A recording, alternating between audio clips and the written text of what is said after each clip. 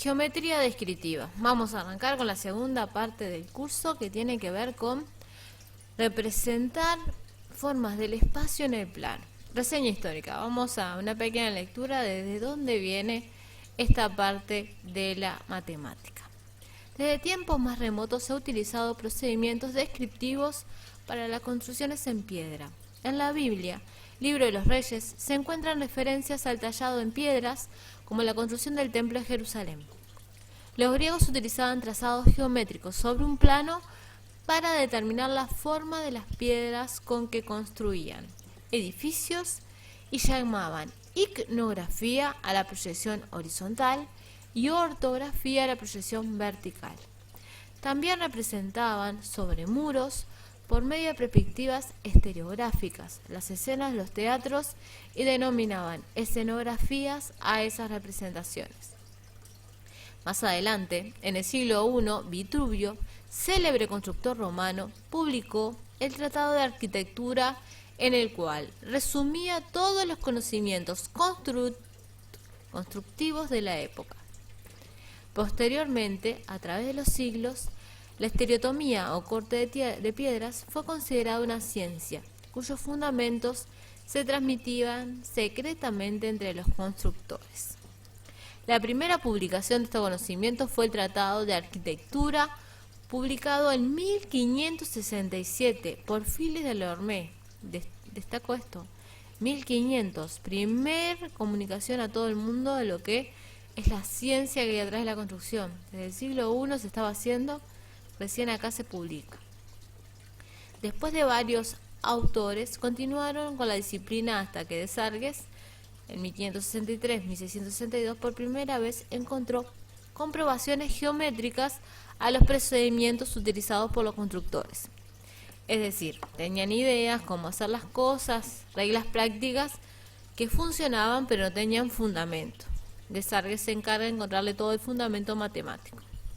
También Fraser, en su tratado de estereotomía, continuó esas ideas de generalización de la geometría, pero se debe al genio de G. Monge, en 1746, la recopilación de todas esas reglas abstractas y procedimientos prácticos en la forma de una ciencia organizada que denominó geometría descriptiva. Esta ciencia tomó entonces un incremento considerable debido a los trabajos de Leroy y Vallée, Poncelet, Chasles, de Olivier, quienes contribuyeron a impulsar decisivamente todas las ciencias que tuvieron origen en la geometría descriptiva. Bueno, todos estos datos fueron tomados del libro de Geometría Descriptiva de Eduardo Copetti. Bueno, comentarios previos al comienzo. Cuestión que ya saben ustedes que han trabajado muchos años en matemática, pero más en esta geometría es importante la práctica, como dicen. Todo problema de geometría descriptiva comprende una solución en el espacio y una solución gráfica o descriptiva.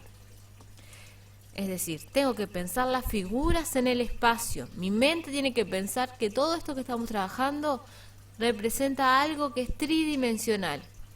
Y hay una solución gráfica que la voy a hacer en papel, o sea que la voy a hacer en 2D. Siempre tienen que estar pensando en 3D y pasar a 2D, y del 2D, que sería lo que ustedes quieren, pensarlo en 3D. Es necesario entonces que el estudiante se familiarice con las soluciones descriptivas de tal manera que pueda asociar de inmediato un trazado gráfico cualquiera con su correspondiente representación en el espacio. Para ello es muy importante que se resuelva una gran cantidad de problemas de cada tema, lo cual proporcionará una base firme. Bien, arranquemos por lo más sencillo, representación de puntos. Vamos a dar un vistazo primero a cómo se representan los puntos, o sea, qué tipo de proyecciones pueden haber. Recién cuando se habló de la reseña histórica, se habló de proyecciones en plano horizontal, plano vertical, escenografías. Siempre estamos haciendo un pasaje de algo que está en el espacio a una visión sobre un plano. Puede empezar lo más fácil, lo que es una escenografía. Ustedes tienen un plano que ustedes imaginan una situación que en realidad sería 3D.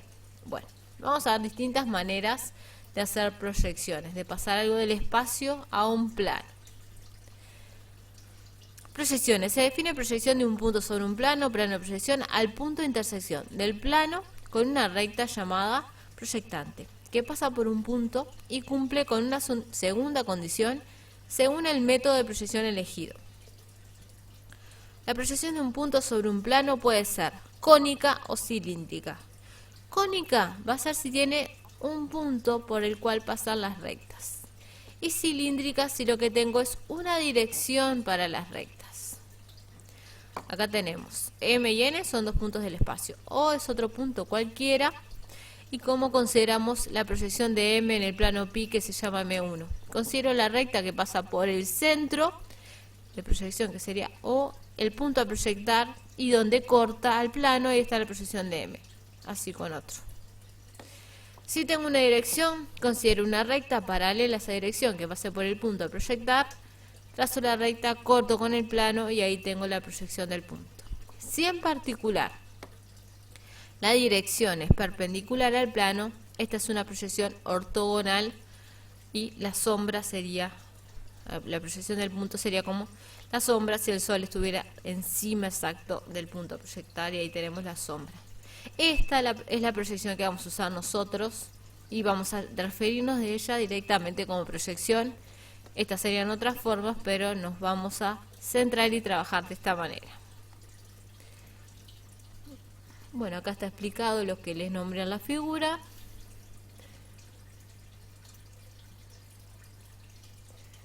Y acá destacado lo último, en este curso se trabajará con proyecciones cilíndricas ortogonales y las llamaremos simplemente proyecciones.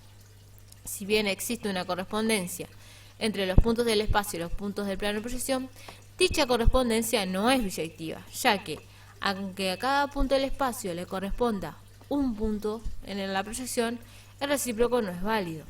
Podemos ver que este punto R1 es la sombra de este punto R, pero así también es la sombra de cualquier punto que esté en la recta perpendicular a pi que pase por R, o sea que R1 sería la sombra de todos estos puntos. No es una función biyectiva a puntos distintos, debería ser inyectiva a puntos distintos, imágenes distintas, y acá no se está cumpliendo. Entonces, ¿qué vamos a hacer? Vamos a introducir un segundo plano de proyección y en otras ocasiones hasta un tercero. El sistema de representación que utiliza la geometría descriptiva consiste en proyectar ortogonalmente las figuras sobre dos planos perpendiculares entre sí llamados plano de proyección. Tenemos como en dibujo un plano horizontal y un plano perpendicular a él que es el plano vertical. Se supone que uno de ellos es horizontal y se llama plano horizontal o simplemente PH. Acá lo tenemos, es como el piso. El otro plano normal, o sea perpendicular al anterior, se denomina plano vertical de proyección o PV. Este plano, imaginen que es como una pared cualquiera que ustedes tienen perpendicular al plano de proyección. Estos dos planos van a ser secantes, ¿verdad? Son perpendiculares. Se van a cortar una recta que se llama línea de tierra y que la vamos a simbolizar con LT. Bien, acá tenemos unas letras y es lo que está explicado acá. Primero, tenemos el espacio. Estos dos planos nosotros los consideramos a la posición que nos convenga, pero una vez que lo tenemos marcados, dividen el espacio en 4 diedros. Diedro 1, diedro 2, diedro 3 y diedro 4. El diedro 1 va a ser el que quede del lado de adelante de PB y arriba de PH. Y después le damos la vuelta en sentido antihorario. 2, 3 y 4. También tenemos, para referirnos, estos nombres SHA. ¿Qué significa? El LT divide el plano horizontal en dos semiplanos. Uno que está adelante, que se denomina semiplano horizontal anterior, y otro que está atrás, semiplano horizontal posterior. Lo mismo hace con el plano PB, lo divide en dos semiplanos, el que está arriba y el que está abajo. Al de arriba le decimos semiplano vertical superior y el de abajo semiplano vertical inferior. Es lo que está explicado acá. Bien, Además de estos tenemos dos planos que son importantes, que son los bisectores. El primer bisector es un plano que, pasando por el ET, o sea, contiene el ET, divide en dos partes iguales el primer y tercer diedro, o sea que viene por acá. Ahora lo vamos a ver bien en una figura. Y el segundo bisector es un plano que, pasando por el ET, divide en dos partes iguales al segundo y cuarto diedro, o sea que viene por acá, que vemos en esta figura. Primer bisector y segundo bisector. El observador se supone situado en el primer diedro, de modo que visualiza el plano vertical de frente. Es como en realidad dos observadores, porque vería bien exactamente de frente a PB para que uno pueda ver la proyección, o sea, perpendicular, es como que se para bien enfrente a PB y ve perpendicular la sombra del punto y ve en PB la sombra. Y bien arriba de PH.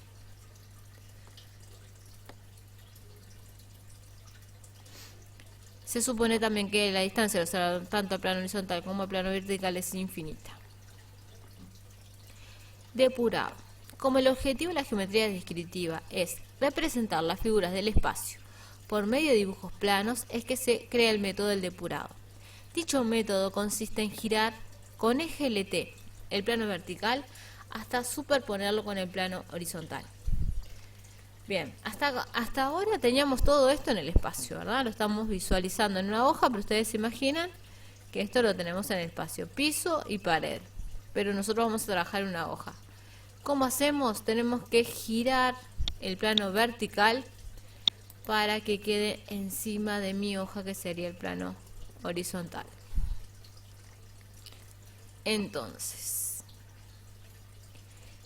ustedes imaginen que tenemos el piso, el plano horizontal es el plano horizontal dejamos fijo, y giramos la pared hasta que la parte de arriba coincida con la de atrás y la parte de abajo coincida con la de adelante. Hay un giro antihorario de 90 grados y doblo este plano hasta yo ver los puntos que están acá en el mismo lugar físico que está el semiplano horizontal anterior y semiplano vertical inferior, y en el mismo lugar físico veo semiplano vertical superior con horizontal posterior, que está indicado acá. Bien, bueno, vamos a darle formalidad matemática a lo que se va a ver en el depurado.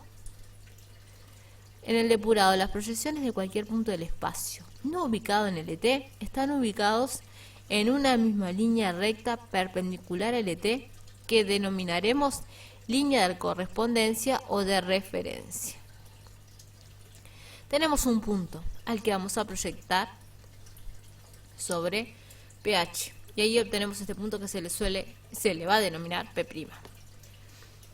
Sobre PB y tenemos P segunda.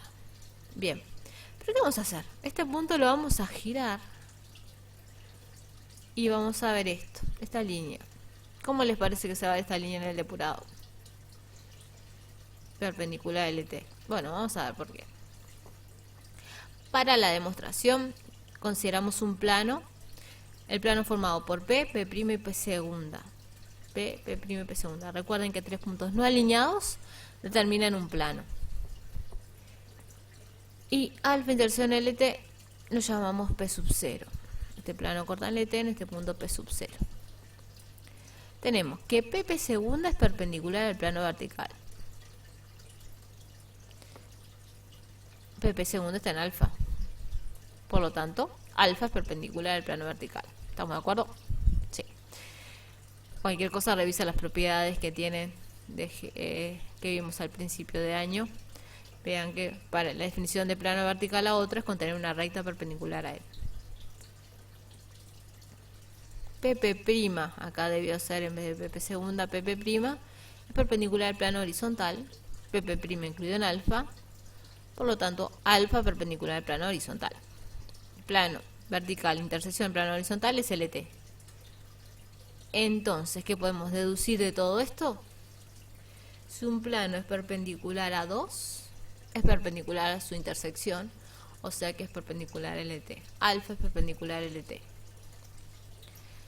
Ahora, cualquier recta del plano alfa que pase por el pie de perpendicular es perpendicular a LT, o sea que LT es perpendicular a P sub 0 P' y a P sub 0 P segunda. Al hacer el giro con el plano vertical LT, la recta P sub 0 P segunda quedan siempre en el mismo plano vertical y durante la rotación sigue siendo perpendiculares. Por lo tanto, al coincidir el plano vertical con el horizontal, la recta P sub 0 se colocará perpendicularmente a LT. ¿Qué es lo que te ha dicho acá? Que cuando yo hago el giro, esta perpendicularidad se mantiene porque yo sigo moviendo todo esto sobre alfa, o sea que esta línea sigue siendo perpendicular a LT. De lo que anterior se concluye que en el depurado un punto P del espacio y las proyecciones P, P' y P segunda del punto están situadas en una misma perpendicular a la línea de tierra. O sea que vamos a ver esto en el depurado.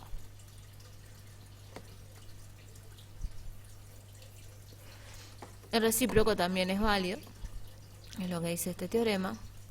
Si yo tengo dos puntos en el depurado, representan y determinan un único punto en el espacio. Veamos cómo es el razonamiento. Supongamos que tenemos dos proyecciones P' y P segunda sobre, acá debe ser P', sobre una perpendicular LT. Si llevamos al plano vertical a su posición primitiva, estaríamos dando la vuelta, ¿no? Tengo esto y llevo este punto hasta acá.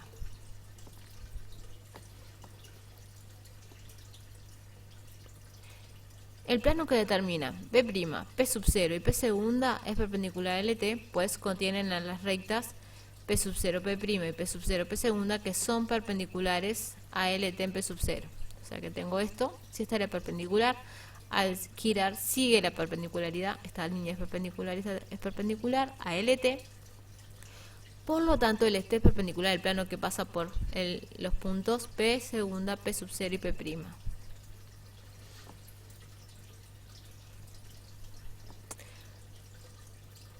Además, las perpendiculares en P segunda y P' a los planos de proyección están situadas en el plano P', P sub 0, P segunda. Pues, cuando dos planos son perpendiculares, toda recta perpendicular trazada a uno de ellos en un punto de su intersección está situada en otro plano. ¿Qué dice esto? Vamos a buscar construir a P. Tenemos el plano definido por estos tres puntos. Si yo de este punto P' trazo una perpendicular a PH, esta recta, al ser perpendicular a PH y este plano ser perpendicular a PH, el teorema dice que esta recta queda incluida en este plano. O sea que P', la perpendicular a PH, la perpendicular a PH por P', queda toda incluida en el plano que pasa por P', P sub 0 y P segunda.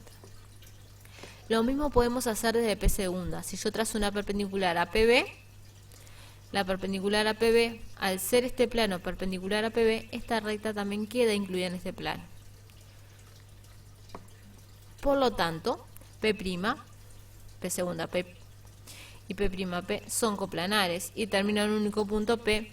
Bueno, acá hablamos de P para hacer referencia a esta misma figura, pero este punto se define cuando hago cortar las rectas perpendiculares y ahí donde se cortan es el único punto P, porque estas rectas, al ser coplanares, son secantes, pues no son paralelas, por lo tanto definen un punto P. Bien. Cota y alejamiento. Notaciones. Los puntos del espacio se designan siempre con letras mayúsculas, A, B y C. La proyección horizontal se individualiza utilizando un tilde. Es A', B', C'. La proyección vertical se designa utilizando dos tildes, A segunda, B segunda, C segunda. Se denomina cota del punto a la distancia P' del punto del espacio del plano horizontal. O sea que esta distancia de P a PH, esto es la cota. Se denomina alejamiento del punto a la distancia PP segunda del punto del espacio del plano vertical. O sea que esta distancia acá es el alejamiento.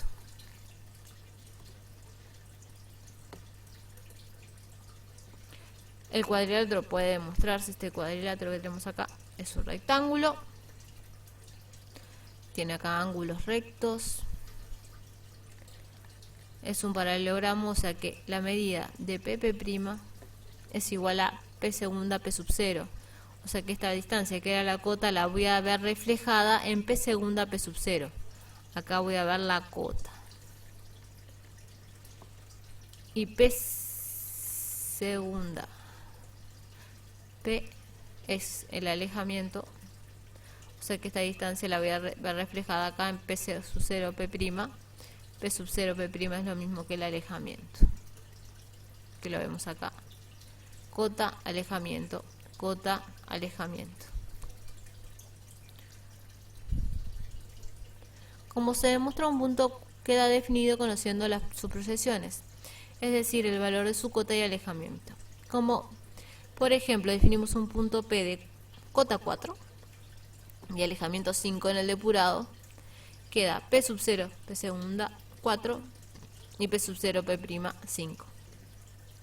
Y para abreviar se indica P45. Primero siempre va a estar la cota. Esa es la convención. O sea, todos los ponemos de acuerdo que el primer número que se da es la cota. En segundo lugar, alejamiento. Y hay otras convenciones. Tenemos, esto es una distancia la cota, pero puedo medir la distancia hacia arriba o hacia abajo. Y no es lo mismo que esté arriba o abajo. ¿Cuál es la convención? Si está arriba de pH tiene cota positiva. O sea que en diedro 1 y diedro 2, cota positiva. Si está abajo de pH, cota negativa. 4 y 2, cota negativa. Si está adelante de PB, tiene alejamiento positivo. Diedro 1 y 4. Si está atrás de PB, tiene alejamiento negativo. Y acá está estipulado lo que acabo de decir en cada uno de los diedros. Bien, vemos acá 4 puntos, uno en cada diedro. A3, 4 está en el primer diedro y esta distancia 3. A segunda marco arriba, tomo esta distancia 3, 4 a prima debajo. En el segundo diedro tengo B, 3 menos 4. 3 menos 4. Tenemos el punto B y cuando vamos a representar esto de tener el negativo se va a ver reflejado en el depurado. Cota positiva 3, tenemos B segundo esta distancia. Y alejamiento negativo, en menos 4 lo veo arriba. ¿Por qué? Acá tendríamos el punto B. Yo lo proyecto B' y vemos que está acá atrás. O sea que lo voy a ver arriba. En el diedro 3 tenemos C menos 3 menos 4. Alejamiento. Perdón, cota de menos 3. O sea, cota 3.